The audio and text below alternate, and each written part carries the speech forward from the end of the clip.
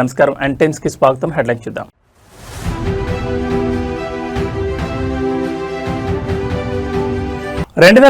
సచివాలయ ఉద్యోగుల రిక్రూట్మెంట్ పై ముదిరిన పొలిటికల్ రచ్చ. సోషల్ మీడియాలో ట్రెండ్ అవుతున్న హ్యాష్ ట్యాగ్లు.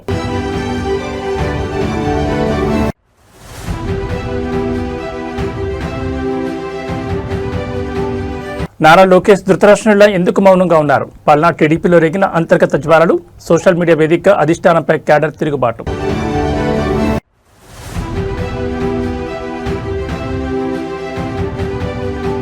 తెలంగాణ కాంగ్రెస్ సర్కార్పై కేటీఆర్ పవర్ఫుల్ గర్జన. పుష్కర కాలం నాటి రాష్ట్రం ఇవాళ ముష్కరుల చేతిలో పడిందని వ్యాఖ్య.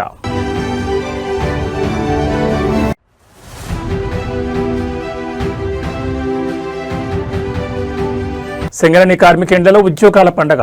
ఒకేసారి 335 మందికి కారుణ్య నియామక పత్రాలు అందజేసిన ప్రజాప్రభుత్వం. ఆంధ్రప్రదేశ్లో గత వైఎస్ఆర్సీపీ ప్రభుత్వ హయాంలో జరిగిన సచివాలయ ఉద్యోగాల నియామక ప్రక్రియపై సరికొత్త వివాదం చెలరేగింది. 2019లో చేపట్టిన 1,00,000కు పైగా గ్రామ వార్డు సచివాలయ ఉద్యోగాల భర్తీలో ఎలాంటి అవినీతి అక్రమాలు జరగలేదని, అంతా సక్రమంగానే జరిగిందని మాజీ సీఎం వైఎస్ జగన్మోహన్ రెడ్డి చెప్పుకుంటున్న మాటలపై కూటమి శ్రేణులు తీవ్రస్థాయిలో మండిపడుతున్నాయి. నాడు జరిగిన వ్యవస్థీకృత కుంభకోణంపై వస్తున్న ప్రశ్నలకు జగన్ తక్షణమే సమాధానం చెప్పాలంటూ సోషల్ మీడియా వేదికగా విమర్శల దాడిని పీక్స్కు చేర్చారు. 2019 సచివాలయ పరీక్షల సమయంలో క్వశ్చన్ పేపర్లు లీక్ అయ్యాయని, ఒకే సామాజిక వర్గానికి మరియు వైఎస్ఆర్సీపీ అనుచరులకే పెద్దపీట వేసేలా మార్కుల కేటాయింపు జరిగిందంటూ నాడు పెద్ద ఎత్తున నిరసనలు వ్యక్తమైన విషయాన్ని కూటమి నేతలు గుర్తు చేస్తున్నారు. ఇంతటి వ్యవస్థీకృత కుంభకోణాన్ని దాచిపెట్టి అంతా పారదర్శకం జరిగిందని, జగన్మోహన్ రెడ్డి డబ్బా కొట్టుకోవడం, ప్రజలను నిజాయితీగా చదివిన నిరుద్యోగులను వంచడమేనని ధ్వజమెత్తున్నారు. అర్హత లేని వారికి కేవలం తాడేపల్లి ప్యాలెస్ సిఫార్సుల ద్వారా వచ్చిన వారికే ఉద్యోగాలు కట్టబెట్టారని, ఈ మొత్తం వ్యవహారంపై వస్తున్న ప్రశ్నలకు వైఎస్ఆర్సీపీ అధినేత సమాధానం చెప్పి తీరాలని డిమాండ్ చేస్తున్నారు.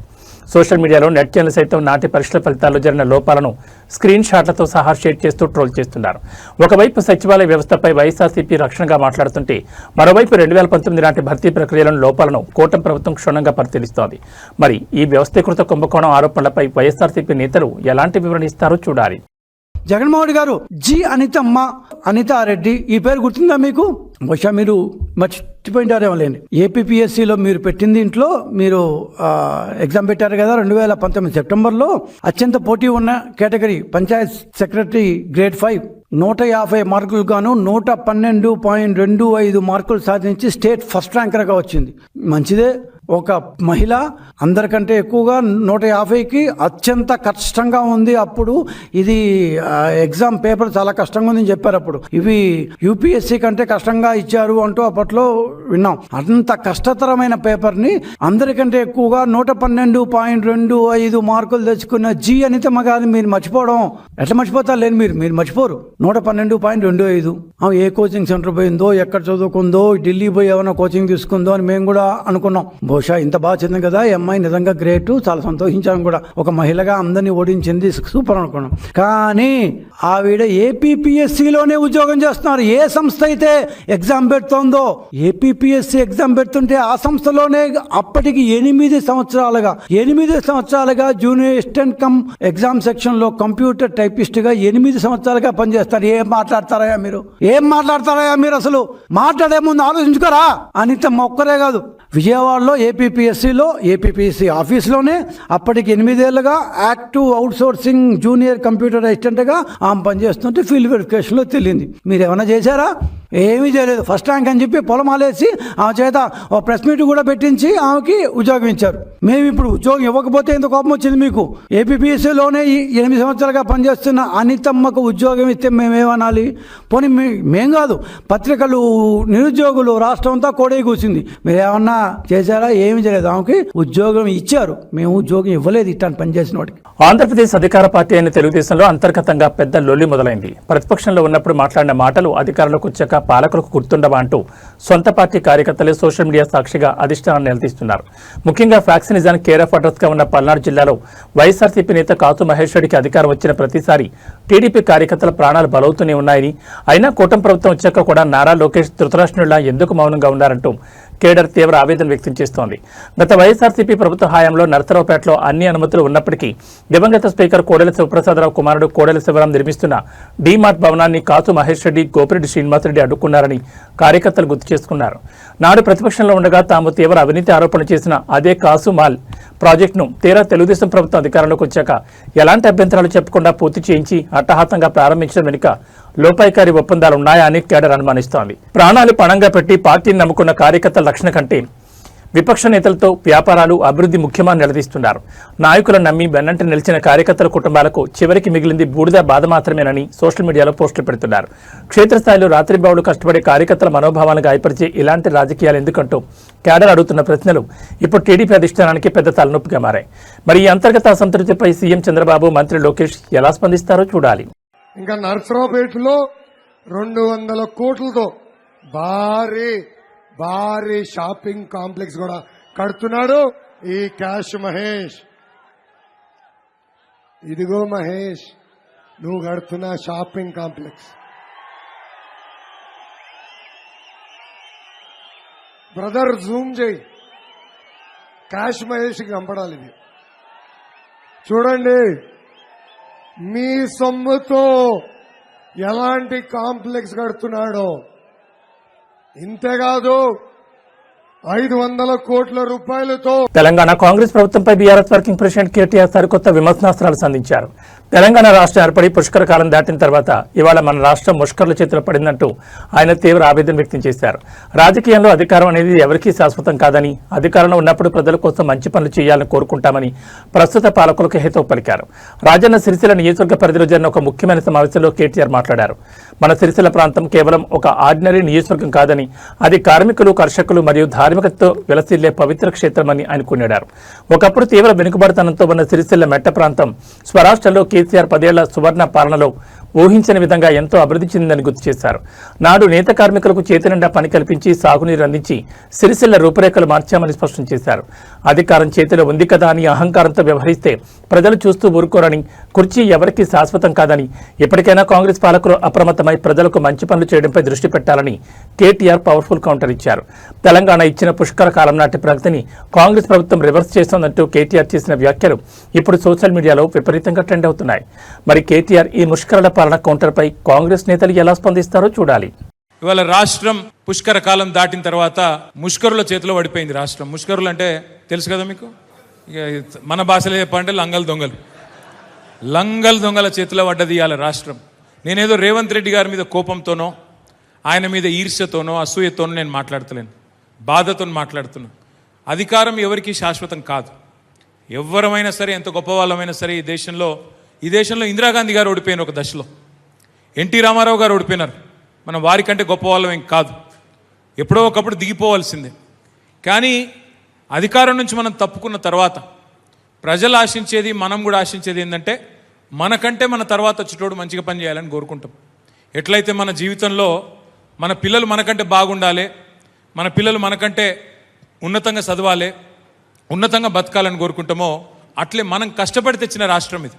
ఇదేదో ఆటోమేటిక్గా వచ్చిన రాష్ట్రం కాదు, అగాధం వచ్చి పడ్డ రాష్ట్రం కాదు. కష్టపడి 100,000 మంది చచ్చిపోతే ఇవ్వక తప్పని అనివార్యత, ఇవ్వకపోతే మెడ మీద కత్తిపెట్టి ఇవ్వకపోతే ఈపు చింతపండు అవుతుందని చెప్పి బెదిరిస్తే అట్లా వచ్చిన రాష్ట్రం తప్ప ఆషామాషిగా వచ్చిన రాష్ట్రం కాదు. అందుకే ఈ రాష్ట్రంలో మరి తప్పులు జరిగినా, బాధపడ్డా, ప్రజలు కష్టపడ్డా, అందరికంటే ఎక్కువ దుఃఖపడేది, అందరికంటే ఎక్కువ బాధపడేది ఎవరి గుండె అంటే మన నాయకుడు కేసీఆర్ గారి గుండె. ఇవాళ ఆయన తల్లడిల్లిపోతూ ఉన్నాడు. అధికారం లేక కాదు, అధికారం ఏముంది, ఆయన చేసిన పదవి అదేం కొత్తది కాదు. మళ్ళా గెలిస్తే మళ్ళా గదే పాత పదవి వస్తుంది కేసీఆర్ గారికి, కొత్తదేం కాదు. 10 ఏళ్ళు ముఖ్యమంత్రిగా పనిచేసిండ్రు కేసీఆర్ గారు. కానీ ముఖ్యమంత్రిగా అంటే ఆయన ఏదో దాన్ని ఆషామాషిగా చేయలేదు, ఒక తపస్సులాగా చేసిండు. ఇవాళ మన సిరిసిల్ల ప్రాంతమే ఒక గొప్ప ఉదాహరణ. మనది కార్మిక, కర్షక, ధార్మిక క్షేత్రం మన రాజన్న సిరిసిల్ల జిల్లా. రాజరాజేశ్వర స్వామి దేవాలయం ఉంటుంది వేములవాడలో. మొత్తం ఈ ప్రాంతం అంతా కూడా మెట్ట ప్రాంతం, నీళ్లు లేని ప్రాంతం, నీళ్లు ఉండి కూడా వాడుకోలేని ప్రాంతం. అప్పుడెప్పుడో నిజాం నవాబు కట్టిన అప్పర్ మానేరు తర్వాత ఒక్క ప్రాజెక్టు లేదు, ఒక్క చెరువును బాగు చేసింది లేదు, కనీసం ఈ ప్రాంత రైతాంగాన్ని పట్టించుకున్న పరిస్థితి లేదు. నక్సలిజం, శాంతి భద్రతల సమస్యలు, నేత కార్మికుల ఆత్మహత్యలు అల్లాడిపోయిన ప్రాంతం సిరిసిల్ల. అట్లాంటి రాజన్న సిరిసిల్ల 10 ఏళ్లలో ఎక్కడి నుంచి ఎక్కడికి వచ్చిందో ఒక్కసారి యాద్ చేసుకోమని చెప్పి నేను కోరుతా ఉన్నా. కేసీఆర్ నాయకత్వంలో ఎక్కడి నుంచి ఎక్కడికి వచ్చినాం. ఒక తాలూకా కేంద్రమైన సిరిసిల్ల జిల్లా కేంద్రం అయ్యింది. విద్యాలయాలకు ఆలవాలంగా మారింది. ఒక వ్యవసాయ కళాశాల, వ్యవసాయ పాలిటెక్నిక్ కళాశాల, ఒక ఇంజనీరింగ్ కళాశాల, ఒక మెడికల్ కళాశాల, ఒక నర్సింగ్ కళాశాల, డిగ్రీ కాలేజీలు, జూనియర్ కాలేజీలు అయితే లెక్కనే లేదు. అన్నీ తెచ్చుకున్నాం. అట్లాగే మన పట్టణాన్ని బాగు చేసుకున్నాం. నేతన్నల బతుకులు బాగు చేసుకున్నాం. తెలంగాణ ఆర్థిక ప్రగతి చక్రం సింగరేణి కార్మికుల ఇంట్లో ఇవాళ ఉద్యోగాల పండగ నెలకొంది. తమకు న్యాయం జరుగుతుందని ఎన్నో ఆశలతో ఎదురుచూస్తున్న సింగరేణి కార్మిక కుటుంబాలకు రేవంత్ రెడ్డి నేతృత్వంలోని ప్రజాప్రభుత్వం అద్భుతమైన తీపి కబురు అందించింది. ఒకేసారి ఏకంగా 335 మంది కార్మిక బిడ్డలకు కారుణ్య నియామక పత్రాలను ప్రభుత్వం అధికారికంగా అందజేసింది. ఈ సందర్భంగా నియామక పత్రాలు అందుకున్న కార్మికులకు, వారి కుటుంబ సభ్యులకు ప్రభుత్వం హృదయపూర్వక శుభాకాంక్షలు తెలిపింది. ఇదే వేదికపై నుంచి నాడు తెలంగాణ ఉద్యమంలో సింగరేణి చేసిన పోరాటాలను గుర్తు చేస్తూనే గత 10 ఏళ్ల బీఆర్ఎస్ పాలనపై మరియు కేంద్ర మంత్రి కిషన్ రెడ్డి తీరుపై కాంగ్రెస్ నేతలు ధ్వజమెత్తారు. తెలంగాణ ప్రత్యేక రాష్ట్ర ఏర్పాటులో సింగరేణి కార్మికుల పాత్ర మరవలేందని కాంగ్రెస్ నేతలు కొనియాడారు. నాడు ఆర్టీసీ బస్కా పయానై చలాగా అంటూ రవాణా రంగాన్ని స్తంభింపచేసి సింగరేణి కార్మికులు సకల జనుల సమ్మెకు దిగితే దేశవ్యాప్తంగా బొగ్గు కొరత ఏర్పడి యావత్ దక్షిణ భారతదేశానికే విద్యుత్ ఆగిపోయే పరిస్థితి వచ్చిందని గుర్తు చేశారు. అంతటి త్యాగాలతో తెలంగాణ ఏర్పడిన తర్వాత తమ సమస్యలు పరిష్కారం అవుతాయని కార్మికులు భావిస్తే గత 10 ఏళ్ల పాలకుల నిర్వాహకం వల్ల వారి బతుకులు పెనం నుండి పొయ్యిలో పడ్డట్టు దుర్భరంగా మారాయని ఆవేదన వ్యక్తం చేశారు. నాడు ఆర్టీసీ కార్మికులు తమ హక్కుల కోసం 55 రోజులు సమ్మె చేసి 50 మంది కార్మికులు ప్రాణాలు కోల్పోయినా గత ప్రభుత్వం కనీసం పట్టించుకోలేదని మండిపడ్డారు. కానీ నేడు అధికారంలో ఉన్న ప్రజాప్రభుత్వం అటు ఆర్టీసీ సమస్యలు పరిష్కరిస్తూ ఇటు సింగరేణి కార్మికులకు అండగా నిలుస్తోందని స్పష్టం చేశారు. అలాగే గత 10 ఏళ్లుగా సింగరేణిలో జరిగిన అన్యాయాలు, అవినీతిపై కేంద్ర మంత్రి కిషన్ రెడ్డి ఎన్నాళ్ళు ఎందుకు నోరు విప్పలేదు, ఎందుకు విచారణ కోరలేదని నిలదీశారు.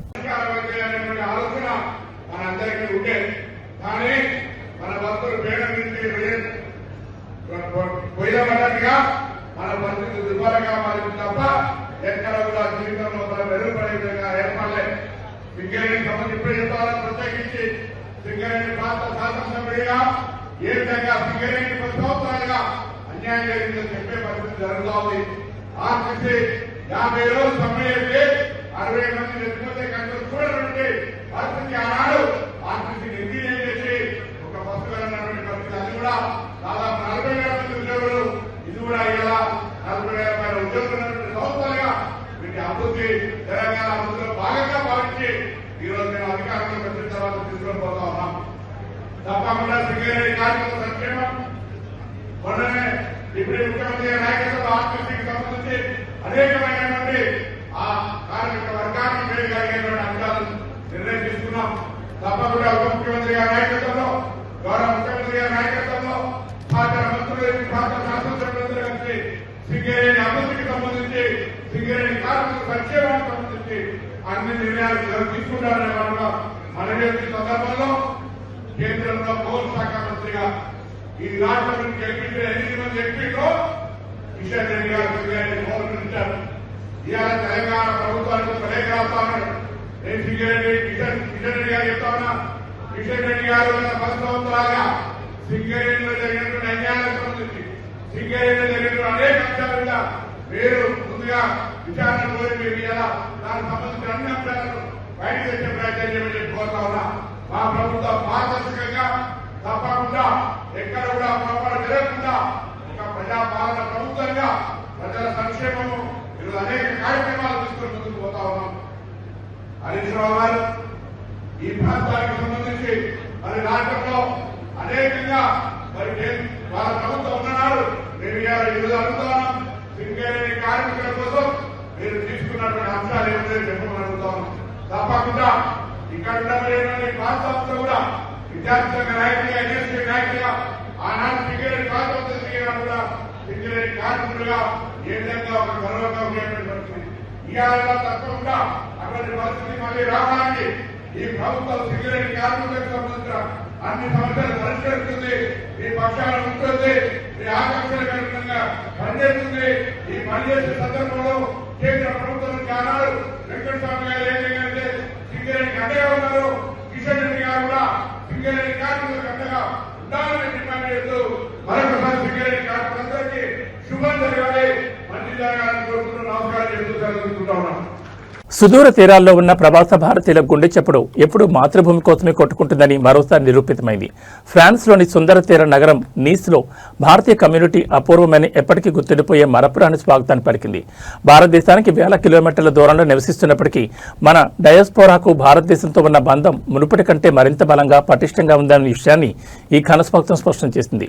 ఫ్రాన్స్లోని నీస్ నగరంలో ఉన్న భారతీయ సమాజం అంతా ఒకే తాటిపైకి వచ్చి అత్యంత ఉత్సాహభరితమైన వాతావరణంలో ఈ స్వాగత వేడుక నిర్వహించింది. త్రివర్ణ పతాకాలు చేతబూని సాంప్రదాయ దుస్తులు ధరించి భారత్ మాతాకి జై నినాదాలతో నీస్ నగర వీధులను మారుమోగించారు. తాము భౌతికంగా భారతదేశానికి దూరంగా ఉన్నప్పటికీ తమ సంస్కృతి సంప్రదాయాలు మాత్రం దేశం పట్ల ఉన్న భక్తి తమ రక్తంలోనే ప్రవహిస్తోందని అక్కడి ప్రవాసులు సగర్వంగా చాటారు. సాంప్రదాయ డోలు వాయిద్యాలు, జానపద నృత్యాలతో ఫ్రాన్స్ గడ్డపై మినీ ఇండియన్ తలపించేలా ఈ అద్భుతమైన స్వాగత సత్కారాల కార్యక్రమం సాగింది. ఈ అపూర్వ స్పందన మరియు ఆత్మీయత అంతర్జాతీయ వేదికలపై భారతదేశానికి మరియు భారతీయ డయాస్పోరాకు ఉన్న బలమైన సమన్వయాన్ని, పెరుగుతున్న గౌరవాన్ని ప్రతిబింబిస్తోంది. భౌగోళిక సరిహద్దులు ఎన్ని ఉన్నా భారతీయుల మధ్య ఉండే భావోద్వేగ బంధాన్ని ఏ శక్తి విడదీయలేదని నీస్ నగరంలో జరిగిన ఈ ఘటన నిదర్శనం. ఈ అద్భుతమైన స్వాగత దృశ్యాలు ప్రస్తుతం ప్రపంచవ్యాప్తంగా ఉన్న భారతీయులను ఎంతో గర్వపడేలా చేస్తున్నాయి.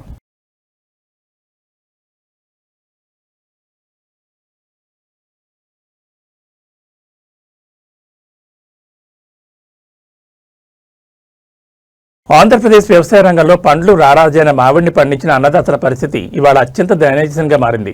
కంటికి రెప్పలా కాపాడుకుంటూ వచ్చిన పంట తీరా చేతికొచ్చే సమయానికి మార్కెట్లో కనీస ధర కూడా పలకపోవడంతో రైతులు తీవ్ర ఆవేదన వ్యక్తం చేస్తున్నారు. పంటను మార్కెట్ తరలిస్తే కనీసం రవాణా ఖర్చులు, కోత కూలీలు, డబ్బులు కూడా వెనక్కి రావడం లేదని మనస్తాపం చెందిన రైతులు తమ మామిడికాయలను నడి రోడ్డు పక్కనే పారబోస్తున్నారు. తక్షణమే ప్రభుత్వం స్పందించి మామిడి రైతులకు కనీస మద్దతు ధర కల్పించాలని, ఆదుకోవాలని డిమాండ్ చేస్తున్నారు. ఈ ఏడాది సకాలంలో వర్షాలు పడక ఎండల తీవ్రతను తట్టుకుంటూ భారీగా పెట్టుబడి పెట్టి రైతులు మామిడి తోటలను సాగు చేశారు. అయితే తీరా మార్కెట్కు పంటను తరలిస్తే వ్యాపారులు, దళాలు కుమ్మక్కై మద్దతు ధర ఇవ్వకుండా ఇష్టారాజ్యంగా ధరలను తగ్గించేశారని రైతులు ఆరోపిస్తున్నారు. ఒక టన్ను మామిడిని మార్కెట్కు తీసుకురావడానికి అవుతున్న రవాణా ఛార్జీలు, తోటలో కాయలు కోయడానికి పెట్టే కూలీల ఖర్చు కూడా వ్యాపారులు పెట్టే ధర ద్వారా రావడం లేదని కన్నీరు పెడుతున్నారు. చేతులు తీసిన మార్కెట్ యార్డుల తీరుకు నిరసనగా కాయలను అక్కడే రోడ్డు పక్కన పారేసి ఖాళీ చేతులతో ఇళ్లకు ముఖం చాటేస్తున్నారు. మార్కెట్ ఇంటర్వెన్షన్ స్కీమ్ ద్వారా ప్రభుత్వం వెంటనే రంగంలోకి దిగి గిట్టుబాటు ధర ప్రకటించకపోతే తాముకు ఆత్మహత్యలే సరణ్యమని అన్నదాతలు ఆవేదన వ్యక్తం చేస్తున్నారు. కాయలు పండించే వరకు ప్రకృతితో పోరాడే రైతు తీరా అమ్మే సమయానికి దళారులతో, పాలకుల ఉదాసీనతతో పోరాడాల్సి రావడం నిజంగా దురదృష్టకరం. మరి ఈ తీవ్ర సంక్షోభంపై ఆంధ్రప్రదేశ్ ప్రభుత్వం మరియు మార్కెటింగ్ శాఖ అధికారులు ఎలాంటి తక్షణ చర్యలు తీసుకుంటారో చూడాలి.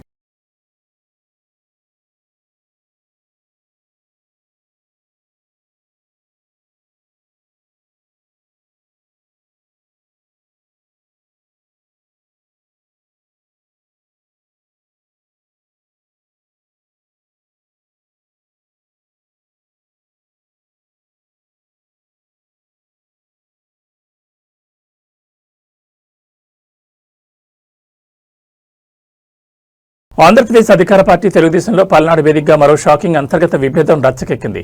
మంత్రి నారా లోకేష్ ఆఫీస్ పేరుతో సొంత పార్టీ నేతలపైనే తప్పుడు కేసులు బనాయిస్తున్నారంటూ నరసరావుపేటలో టీడీపీ సీనియర్ నాయకుడు పులిమి రామిరెడ్డి నడి రోడ్డుపై ధర్నా దిగారు. నరసరావుపేట రూరల్ పోలీస్ స్టేషన్ కూర్చుని ఆయన చేసిన ఆరోపణలు ఇప్పుడు సోషల్ మీడియాలో ప్రకంపనలు సృష్టిస్తున్నాయి. అసలు మేము అధికార పార్టీలో ఉన్నామో లేదో అర్థం కావడం లేదని, పోలీసులు తమ ఫిర్యాదులు కూడా తీసుకోవడం లేదని రామిరెడ్డి ఆవేదన వ్యక్తం చేస్తున్నారు. నరసరావుపేట రూరల్ పరిధిలో స్థానిక ప్రజల కోసం రోడ్డు సమస్యను పరిష్కరించడానికి పులిమి రామిరెడ్డి మరియు వారి అనుచరులు కృషి చేస్తున్నారు.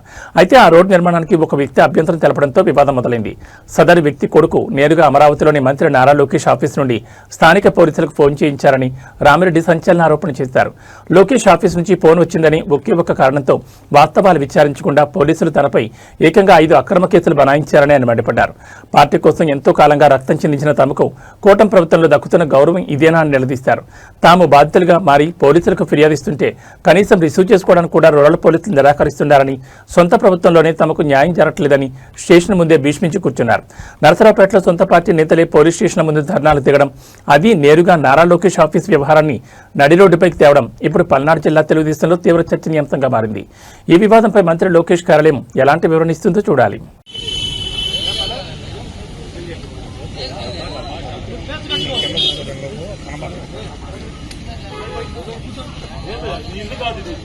కరెక్ట్ కాదు, ఇది కరెక్ట్ కాదు, నువ్వు గొడవలు పోతే కరెక్ట్ కాదు. మేము వచ్చేస్తాం, ఏం చేయాలి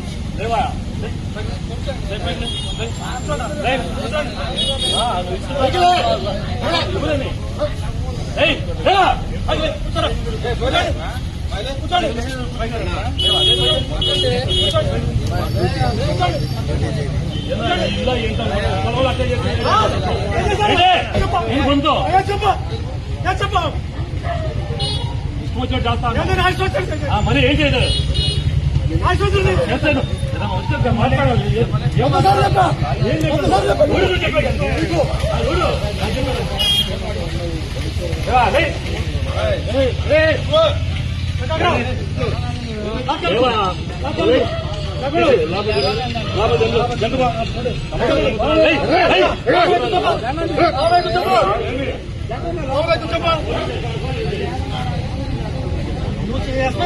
ఎస్ఐ లాగుంటే మేము కూడా పోలీసులాగా గౌరవిస్తాం.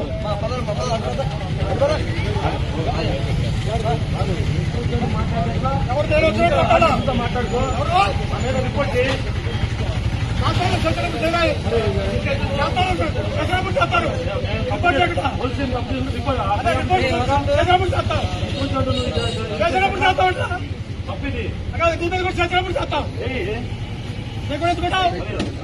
ఇబ్బంది ఉంటే వందల పోయాం. ఎక్కడ తిరగబాటు ఇక్కడికి వచ్చి కూర్చున్నాం.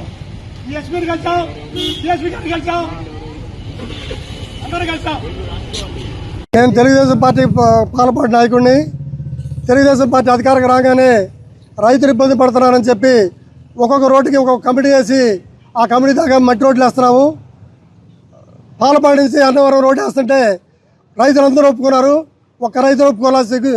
రాయపాటి నాగేశ్వరరావు అతను ఒక్కడికి ఒప్పుకోలేదు. అతని ఇంటికి పోయి ఎంఆర్ఓ నేను బతిలాడు వచ్చాము, ప్రజలకు ఉపయోగపడే రోడ్డు నీకు ఉపయోగపడే రోడ్డు అని. అతని కొడుకు లోకేష్ గారి ఆఫీసులో తిరుగుతున్నాడు. ఇప్పుడు ఆ లోకేష్ గారి ఆఫీసు నుంచి మరి అధికారులు బతిలాడడం మరి ఏం చెబుతున్నాడో తెలియదు. కలెక్టర్కో ఎస్పీకో లేకుంటే డిఎస్పీకో ఎస్ఐకో ఫోన్ చేయగానే లోకేష్ ఆఫీస్ నుంచి ఫోన్ వచ్చిందని ఇప్పుడు ఈ 6 నెలల్లో నా మీద 5 కేసులు కట్టారు. ఈరోజు కూడా మేము ఇచ్చిన రిపోర్ట్లు తీసుకోవట్లా. మరి మేము అధికార పార్టీలో ఉన్నామో అధికార పార్టీలో ఏమో తెలియట్లా. అందుకని అడగడానికి వస్తే పోలీసులు నిర్లక్ష్యంగా సమాధానం చెబుతున్నారు. నీకు చెప్పాల్సిన అవసరం లేదంటున్నారు. మరి అందుకని మేము ఇది ప్రజలకైనా తెలియజేస్తాము. మేము చేసే వాస్తవ పరిస్థితుల్ని మరి ప్రెస్ కూడా వచ్చి ఏం చేశారు పాలపాట్లో అసలు ఏం జరిగింది తెలుసుకోవాల్సిందిగా కోరుతున్నాము. ప్రజలకు కూడా తెలియాలని చెప్పి నేను పోలీస్ స్టేషన్ ముందు కూర్చున్నా. హైదరాబాద్ దిల్సుఖ్ నగర్ సాక్షిగా నిరుద్యోగ అభ్యర్థుల ఆక్రందనలు, నిరసనలతో వాతావరణం ఒక్కసారిగా అల్లకల్లోలంగా మారింది. నగరంలో కురుస్తున్న భారీ వర్షాన్ని సైతం లెక్క చేయకుండా వందలాది మంది పోలీస్ కానిస్టేబుల్ అభ్యర్థులు రోడ్డుపైకి వచ్చి భారీ ధర్నాకు దిగారు. రేవంత్ రెడ్డి ప్రభుత్వం నోటిఫికేషన్లో ప్రకటించిన 5,000 కానిస్టేబుల్ పోస్టులు ఏమాత్రం సరిపోవని, తక్షణమే ఈ ఉద్యోగాల సంఖ్యను 5,000 నుంచి 20,000కు పెంచాలంటూ నిరుద్యోగులు డిమాండ్ చేస్తున్నారు. గత కొన్నేళ్లుగా రిక్రూట్మెంట్ నోటిఫికేషన్ల కోసం అహర్నిశలు శ్రమిస్తున్న తమకు ప్రభుత్వం కేవలం 5,000 పోస్టులనే కేటాయించడం తీవ్ర అన్యాయమని అభ్యర్థులు ఆవేదన వ్యక్తం చేస్తున్నారు. ఎన్నికల సమయంలో మెగా నోటిఫికేషన్లు ఇస్తామని చెప్పిన కాంగ్రెస్ పార్టీ ఇప్పుడు నిరుద్యోగులను నట్టేయటం వచ్చిందని మండిపడుతున్నారు. ఇవాళ దిల్సుఖ్ నగర్ మెయిన్ ఎక్స్ రోడ్డుకు చేరుకున్న అభ్యర్థులు హఠాత్తుగా రహదారిపై బైఠాయించారు. దీంతో ఎల్బీ నగర్ నుంచి మలక్పేట్, చాదర్ఘాట్ వెళ్లే మార్గంలో వాహనాలు కిలోమీటర్ల మేర నిలిచిపోయి తీవ్ర రద్దీ ఏర్పడింది. వర్షం తీవ్రంగా పడుతున్నా వెనక్కి తగ్గకుండా రోడ్డుపైన అభ్యర్థులు నినాదాలు కొనసాగించారు. శాంతియుతంగా ధర్నా చేస్తున్న అభ్యర్థులను చెల్లాచెదురు చేయడానికి, బలవంతంగా అరెస్టులు చేయడానికి పోలీసులు ప్రయత్నించడంతో అక్కడ స్వల్ప తోపులాట జరిగి ఉద్రిక్తత నెలకొంది. నిరుద్యోగుల ఆందోళన నేపథ్యంలో దిల్సుఖ్ నగర్ వ్యాప్తంగా అదనపు పోలీసు బలగాలను మోహరించారు. తమ డిమాండ్పై ముఖ్యమంత్రి రేవంత్ రెడ్డి తక్షణమే స్పందించి పోస్టుల సంఖ్యను పెంచే జీవో విడుదల చేయాలని, లేదంటే రాష్ట్ర వ్యాప్తంగా ఉద్యమాన్ని ఉధృతం చేస్తామని అభ్యర్థులు హెచ్చరించారు.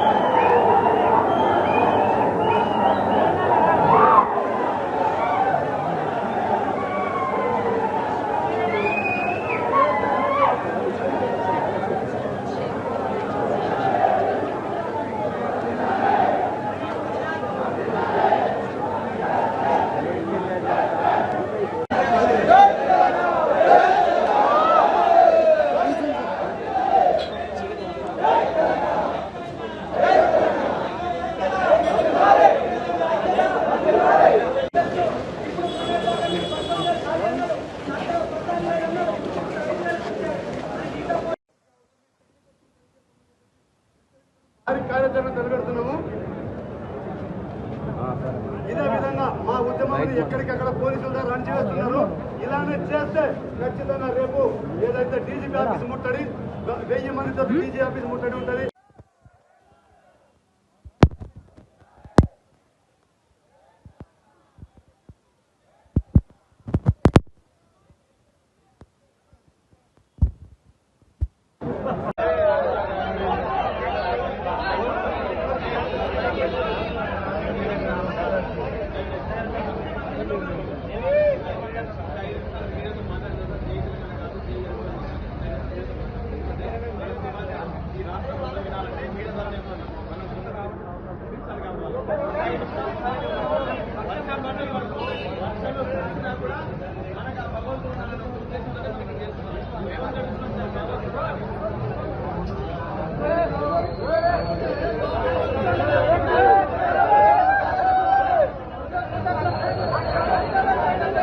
సింగరేణి బొగ్గు గనుల సాక్షిగా కాంగ్రెస్ ప్రభుత్వం వర్సెస్ బీఆర్ఎస్ మధ్య కార్మిక పోరు పీక్స్కు చేరింది. సింగరేణి కార్మికులు న్యాయమైన సమస్యను పరిష్కరించాలంటూ ఇవాళ సింగరేణి జీఎం కార్యాలయాన్ని బీఆర్ఎస్ టీబీజీకేఎస్ నాయకులు భారీ ఎత్తున ముట్టడించారు.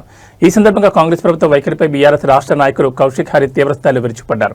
కాంగ్రెస్ సర్కార్ ఎన్ని అడ్డంకులు సృష్టించినా, ఎన్ని అక్రమ అరెస్టులకు పాల్పడినా సింగరేణి బిడ్డల హక్కుల కోసం బీఆర్ఎస్ వెనకడుగు వేయదని స్పష్టం చేశారు. తెలంగాణ మలిదశ ఉద్యమంలో సింగరేణి కార్మికులు చేసిన సమ్మెలు, పోరాటాలు ఎంతో చారిత్రాత్మకమైనవని కౌశిక్ హరి గుర్తు చేశారు. ఆ పోరాటానికి కృతజ్ఞతగా నాడు ముఖ్యమంత్రి కేసీఆర్ ప్రత్యేకంగా మెడికల్ బోర్డును ఏర్పాటు చేసి 10 ఏళ్ల కాలంలో ఏకంగా 18,000 మంది కార్మిక బిడ్డలకు వారసత్వ ఉద్యోగాలు కల్పించారని కొనియాడారు. కానీ ప్రస్తుత కాంగ్రెస్ ప్రభుత్వం అధికారంలోకి వచ్చాక కారుణ్య నియామకాలను రద్దు చేసేందుకు దొంగచాటు చర్యలు చేపడుతోందని మండిపడ్డారు. సింగరేణిలో వెంటనే మెడికల్ బోర్డు ఏర్పాటు చేయాలని, మారుపేర్ల కార్మికుల సమస్యలు పరిష్కరించి విజిలెన్స్ పెండింగ్ కేసుల వల్ల ఆగిపోయిన వారికి సత్వరమే ఉద్యోగాలు ఇవ్వాలంటే డిమాండ్ చేశారు. సింగరేణి యాజమాన్యం లోపల జరుగుతున్న అవినీతి అక్రమాలను అరికట్టకపోతే బొగ్గు గనులను స్తంభింపజేస్తామని హెచ్చరించారు. జీఎం ఆఫీస్ ముట్టడికి వచ్చిన నాయకులను పోలీసులు అక్రమంగా అరెస్ట్ చేయడాన్ని కార్మిక లోకం తీవ్రంగా ఖండిస్తోంది. కాంగ్రెస్ సర్కార్ కార్మిక విరుద్ధ విధానాలు మారుకునే వరకు తమ పోరాటం ఆగదని టీబీజీకేఎస్ స్పష్టం చేసింది.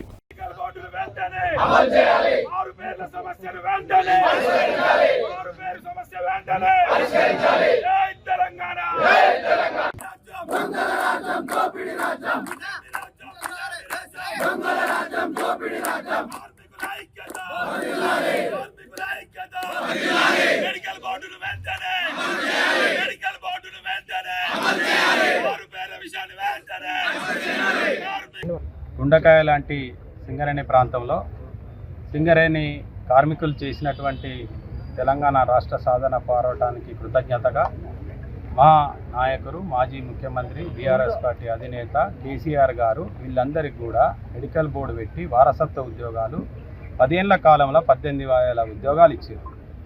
ఇక్కడ మళ్ళొకసారి బయట సామాన్య ప్రజలను, రైతులను, మహిళలను మోసం చేసిన విధంగా కాంగ్రెస్ పార్టీ ఇక్కడ కూడా తెలంగాణ రాష్ట్రంలోని సింగరేణి కార్మికులందరినీ కూడా మాయమాటలు చెప్పి మోసం చేసి గతంలో ఏదైతే నెలకు 2 మెడికల్ బోర్డులు కూర్చోపెట్టి కార్మికులను బీఆర్ఎస్ పెట్టి మన మెడికల్ అన్ఫిట్ చేసి వాళ్ళ వారసులకు ఉద్యోగాలు ఇచ్చే పరిస్థితి ఉండే. అట్లాంటిది ఇవాళ గత 15 నెలలుగా మెడికల్ బోర్డు అనేది లేకుండా వాళ్ళు వచ్చిన కాడికి వెళ్ళి ఏ ఒక్క కార్మికుని పిల్లలకు కూడా మెడికల్ బోర్డు ద్వారా ఉద్యోగాలు వస్తాయి. ఇది చాలా శోచనీయం. సింగరేణికి ఉన్నటువంటి కార్మికులను కాపాడడం కోసం బీఆర్ఎస్ పార్టీ టీబీజీకేఎస్ ఆధ్వర్యంలో మేము వాళ్ళకు మెడికల్ బోర్డు పునరుద్ధరించాలని, మరియు అదేవిధంగా మారుపేర్ల సమస్య పరిష్కరించాలని, విజిలెన్స్ కేసులు పరిష్కరించాలని చెప్పి వాళ్ళ బీఆర్ఎస్ పార్టీ ఆధ్వర్యంలో పెద్ద ఎత్తున ధర్నా చేస్తాం. ఇదన్నీ కూడా సింగరేణి కోల్బెల్ట్ ప్రాంతం అంతా కూడా బీఆర్ఎస్ పార్టీ ఆధ్వర్యంలో ధర్నాలు జరుగుతాయి. ఖచ్చితంగా ఈ ప్రభుత్వాన్ని మెడల్ వంచి, మోసం చేసినటువంటి కాంగ్రెస్ ప్రభుత్వాన్ని మెడల్ వంచి ఈ ముఖ్యమంత్రికి బుద్ధొచ్చే విధంగా, ఈ ప్రాంతంలో ఉన్న నాయకులు పోటీ చేసి గెలిచిన మంత్రులు కావచ్చు, ఎమ్మెల్యేలకు బుద్ధొచ్చే విధంగా సింగరేణి కార్మికులను కలుసుకొని ఇక్కడ రైతులను, యువకులను అందరినీ తీసుకొని మేము పోరాటం చేసి తప్పకుండా మెడికల్ బోర్డు వచ్చే విధంగా పార్టీ పనిచేస్తుంది. అదేవిధంగా ఈ మారుపేర్ల సమస్య పరిష్కరించడం కానీ, కాంట్రాక్ట్ లేబర్ల సమస్య సింగరేణి కార్మికులది కానీ ఇవన్నిటి మీద మా పోరాటం ఉంటుందని, ఇవాళ ఎంత అరెస్టులు చేసి నిర్బంధం చేసినా కానీ ఒక తెలంగాణ సాధనప్పుడు జరిగినటువంటి పోరాటంలాగా ఎంతమందిని అరెస్ట్ చేసి నిర్బంధం పెట్టినా ఇక్కడ 400-500 మంది బీఆర్ఎస్ సైనికులు, కార్మికులు, రిటైర్డ్ కార్మికుల పిల్లలందరూ కూడా ఇక్కడికి వచ్చి ఈ ధర్నాను విజయవంతం చేశారు. దీన్ని బట్టే ప్రజలకు ఇది ఎంత ఆకాంక్ష ఉన్నది, కోరిక ఉన్నది, దీన్ని బలీయమైందో ఇక్కడ ఉన్నటువంటి ప్రభుత్వ పెద్దలు గ్రహించి వారికి న్యాయం చేయాలని మేము డిమాండ్ చేస్తాం. ప్రస్తుత సమాజంలో పిల్లలు ఎదుర్కొంటున్న అతిపెద్ద సమస్యపై మెగాస్టార్ చిరంజీవి గళమెత్తారు. కార్పొరేట్ స్కూళ్ల సంస్కృతిపై ఆయన తీవ్ర అసంతృప్తిని వ్యక్తం చేశారు. కార్పొరేట్ విద్యా వ్యవస్థ వచ్చినప్పటి నుంచి విద్యా సంస్థలు ఎంతసేపు మార్కులు, ర్యాంకులు అంటూ పిల్లలను కేవలం చదువుల యంత్రాలుగా మారుస్తున్నాయని చిరంజీవి ఆవేదన వ్యక్తం చేశారు. పిల్లలకు కనీస శారీరక శ్రమ, ఆటలు లేకుండా పోతున్నాయని, దీనిపై ప్రభుత్వాలు తక్షణమే దృష్టి పెట్టాలంటూ ఆయన పిలుపునిచ్చారు. నేటి తరం పిల్లల్లో ఫిజికల్ యాక్టివిటీస్ పూర్తిగా లోపించాయని చిరంజీవి ఆందోళన వ్యక్తం చేశారు. చదువుతో పాటు ఆటలు కూడా జీవితంలో భాగం కావాలన్నారు. ముఖ్యంగా మన గ్రామీణ ప్రాంతాల్లో అద్భుతమైన టాలెంట్ ఉన్న ఆటగాళ్లు ఉన్నారని, అలాంటి గ్రామీణ క్రీడాకారులను గుర్తించి వారిని ప్రపంచ స్థాయికి తీసుకెళ్లడానికి 2 రాష్ట్రాల ప్రభుత్వాలు ప్రత్యేకంగా సహకరించాలని ఆయన కోరారు. కేవలం 4 గోడల మధ్య పిల్లల భవిష్యత్ బందీ కాకూడదనే ఉద్దేశంతోనే తన తాజా చిత్రం పెద్ది సినిమాలో ఇదే పవర్ఫుల్ సామాజిక సందేశాన్ని తాము హృదయానికి హత్తుకునేలా చూపించామని చిరంజీవి స్పష్టం చేశారు. కేవలం వినోదమే కాకుండా సమాజానికి ఒక మంచి ఆదర్శాన్ని అందించేలా ఈ సినిమా ఉంటుందని ఆయన ఆశాభావం వ్యక్తం చేశారు. చదువుల ఒత్తిళ్లు నలిగిపోతున్న నేటి తరం పిల్లల గురించి మరియు గ్రామీణ క్రీడల పునరుజ్జీవనం గురించి మెగాస్టార్ చిరంజీవి చేసిన వ్యాఖ్యలకు సోషల్ మీడియాలో నెటిజన్లు, ముఖ్యంగా తల్లిదండ్రుల నుంచి అద్భుతమైన రెస్పాన్స్ వస్తోంది. సార్ అంటే ఈ కథ చెప్పడానికి కూడా మేము కారణం జనరేషన్ని ఇన్స్పైర్ చేద్దామనండి. అంటే మేము ఇప్పుడు స్కూల్స్కి వెళ్తాం కదా సార్, అప్పుడు స్కూల్స్కి వెళ్తే స్కూల్ అంటే క్లాస్ రూమ్, బ్లాక్ బోర్డేనా, వాని వెనకాల ఒక ప్లే గ్రౌండ్ కూడా ఉంటుంది దాని వెనకాల అని చెప్పడానికి ట్రై చేస్తాం సార్ ఇద్దరు. అంటే ఆట స్థలం అంటే అమ్మ కడుపులో ఉన్న 9 months ఆడుకోవడానికి ఉంటుంది గ్రౌండ్. బయటకు వచ్చిన తర్వాత స్కూల్లో పిల్లలకి ఇప్పుడు చూస్తాం సార్, ఏ స్కూల్కి గ్రౌండ్ ఉంది సార్, బిల్డింగ్స్ ఉన్నాయి అంతండి. అది చెప్పడానికి ఇన్స్పైర్ చేద్దాం, ఏదో మంచి మాట చెప్పి. ముఖ్యంగా ఈ కార్పొరేట్ ఎడ్యుకేషన్ సిస్టమ్ వచ్చేసిన తర్వాత అండ్ ఎంతసేపటికి మార్కులు అనే దీంట్లో ఇంకా అసలు ఫిజికల్ యాక్టివిటీ లేకుండా పోతుంది. అందులో ఇప్పుడు ఈ బొమ్మని రాని ఒక మాట అంటాడు, చేతిలో వచ్చేసింది సార్ అంటాడు. అందులో ఎన్నో ఆటలు ఉన్నాయి సార్, ఎవరు వెళ్ళట్లేదు సార్ అని. కానీ ప్రభుత్వాలు ఇప్పుడు మీరు అన్నటువంటి ఈ పరిస్థితి ఒకప్పుడు ఉండేది కానీ ఇప్పుడు రాను బెటర్ అవుతుంది అన్నది. చాలా బాగుంది సార్. బట్ ఇంతకంటే ఇంకా గట్టిగా రావాలంటే మీరు ఇచ్చినటువంటి సలహా సినిమాలు, పెద్ద సినిమాలో ప్రభుత్వాలు సహకరించాలి, సర్కారు వాళ్ళు ముందుకు రావాలి. కాబట్టి ఈ సినిమా ఒక అవేర్నెస్ తీస్తుంది, ఒక ఎడ్యుకేషనల్ ఫిలిం పెద్ది, ఒక ఇన్స్పైరింగ్ కంటెంట్ ఉన్న సినిమా పెద్ది. ఈ సినిమాలో బిడ్డలకి మనం ఏమి ఇవ్వాలి, ఎలాగ మోటివేట్ చేయాలి, ఎలాగ ఇన్స్పైర్ చేయాలి, వాళ్ళు ఎలాగ పెంచాలి అనే దాని మీద ప్రతి ఒక్కళ్ళు ఫోకస్ పెట్టి స్ఫూర్తి పొందాలని మాత్రం నేను మనస్ఫూర్తిగా కోరుకుంటున్నాను. దేశంలో పెట్రోల్ ధరల సెగ సామాన్య ప్రజలను నిలువున దహించేస్తోంది. ఒకవైపు కేంద్ర రోడ్డు రవాణా శాఖ మంత్రి నితిన్ గడ్కరీ పెట్రోల్లో ఇథనాల్ కలిపి వాడడం వల్ల దేశానికి వేల కోట్ల రూపాయల ముడి చమురు దిగుమతి భారం తగ్గుతుందని, పర్యావరణానికి మేలు జరుగుతుందని చెప్తున్నారు. కానీ క్షేత్రస్థాయిలో మాత్రం పెట్రోల్ ధరలు లీటర్కు 100 రూపాయలు దాటి సామాన్యుల జేబుకు చెల్లులు పెడుతూనే ఉన్నాయి. ఇథనాల్ కలపడం వల్ల పెట్రోల్ ఉత్పత్తి వ్యయం తగ్గుతున్నప్పుడు ఆ లబ్ధిని వినియోగదారుడికి ఎందుకు బదిలీ చేయడం లేదు? ఇథనాల్ పెట్రోల్ గేమ్ వెనుక అసలు నిజాలేంటి? మోడీ ప్రభుత్వం ఈ సమస్యను ఎందుకు పట్టించుకోవడం లేదు? కేంద్ర ప్రభుత్వం పెట్రోల్లో 15 నుంచి 20% వరకు ఇథనాల్ కలపాలని లక్ష్యంగా పెట్టుకుంది. చెరకు రసం, పాడైపోయిన ధాన్యాల నుంచి తయారయ్యే ఇథనాల్ లీటర్ ధర పెట్రోల్ కంటే చాలా తక్కువగా ఉంటుంది. ఈ లెక్కన పెట్రోల్లో ఇథనాల్ శాతాన్ని పెంచినప్పుడు లీటర్ పెట్రోల్ ధర మార్కెట్లో తగ్గాల్సింది. కానీ దేశంలో ఇంధన ధరలు మాత్రం రోజురోజుకు ఆకాశం తాకుతున్నాయి. దీంతో ప్రభుత్వ విధానాల వల్ల ప్రజలు దగా పడుతున్నారని అభిప్రాయం వ్యక్తమవుతోంది. నితిన్ గడ్కరీ ఇథనాల్ విప్లవం గురించి గొప్పగా చెప్తున్నా పాలకుల కళ్లకు సామాన్యుల కష్టాలు కనిపించడం లేదని వాహనదారులు ప్రశ్నిస్తున్నారు. ఇథనాల్ బ్లెండింగ్ వల్ల ప్రభుత్వానికి, ఆయిల్ కంపెనీలకు వేల కోట్ల రూపాయలు ఆదా అవుతున్న సామాన్య ప్రజలపై పన్నుల భారం తగ్గించకపోవడం దారుణమంటూ సామాజిక మాధ్యమాల్లో నెటిజన్లు నిలదీస్తున్నారు.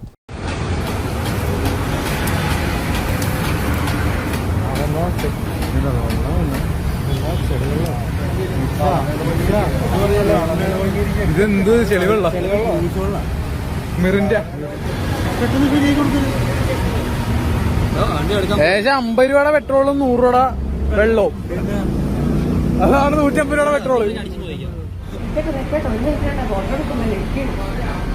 ചേച്ചി നിങ്ങൾക്കത് പറയാം, രാവിലെ ഇവിടെ 6 മണിക്ക് വന്നിട്ട് അവിടെ വഴി കിടക്കുക ഇത്ര നേരമായിട്ട്.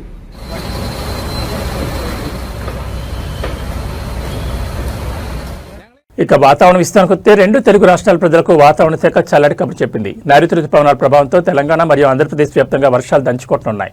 తెలంగాణలో రాబోయే 4 రోజుల పాటు విస్తారంగా వర్షాలు కురుస్తాయని హైదరాబాద్ వాతావరణ కేంద్రం వెల్లడించింది. ముఖ్యంగా ఇవాళ రాష్ట్రంలోని 8 జిల్లాల్లో భారీ వర్షాలు పడే అవకాశం ఉంది. అటు ఆంధ్రప్రదేశ్లోనూ రుతుపవనాలు చురుగ్గా కదులుతుండటంతో రేపు రాష్ట్ర వ్యాప్తంగా మేఘావృతమైన వాతావరణంతో పాటు పిడుగులతో కూడిన మోస్తరు వర్షాలు కురుస్తాయని ఏపీ విపత్తుల నిర్వహణ సంస్థ హెచ్చరించింది. తెలంగాణలో రుతుపవనాల కదలికలు బలంగా ఉన్నాయి. వాతావరణ శాఖ నివేదిక ప్రకారం ఇవాళ నల్గొండ, సూర్యాపేట, రంగారెడ్డి, వనపర్తి, నారాయణపేట, సంగారెడ్డి, యాదాద్రి భువనగిరి మరియు నాగర్ కర్నూలు జిల్లాలో భారీ వర్షాలు కురిసే అవకాశం ఉంది. మిగిలిన జిల్లాలో మోస్తరు వర్షాలు పడతాయి. రాబోయే 2 రోజుల్లో పగటి ఉష్ణోగ్రతల్లో పెద్దగా మార్పు ఉండకపోయినప్పటికీ ఆ తర్వాత 3 రోజుల్లో ఉష్ణోగ్రతలు 2 నుంచి 3 డిగ్రీల వరకు తగ్గుముఖం పట్టి వాతావరణం మరింత చల్లబడింది. అటు ఆంధ్రప్రదేశ్లో రేపు నైరుతి రుతుపవనాల ప్రభావం స్పష్టంగా కనిపించనుంది. శ్రీకాకుళం, విశాఖపట్నం, అనకాపల్లి, కాకినాడ మరియు కోనసీమ జిల్లాలో అక్కడక్కడ పిడుగులతో కూడిన తేలికపాటి వర్షాలు కురుస్తాయి. అయితే మిగిలిన 23 జిల్లాల్లోని పలు ప్రాంతాల్లో పిడుగులతో కూడిన తేలికపాటి నుంచి ఓ మోస్తరు వర్షాలు పడే ఛాన్స్ ఉందని అధికారులు తెలిపారు. ప్రజలు, ముఖ్యంగా పొలాల్లో ఉండే రైతులు, గొర్రెల కాపర్లు పిడుగుల పట్ల అప్రమత్తంగా ఉండాలని సూచించారు.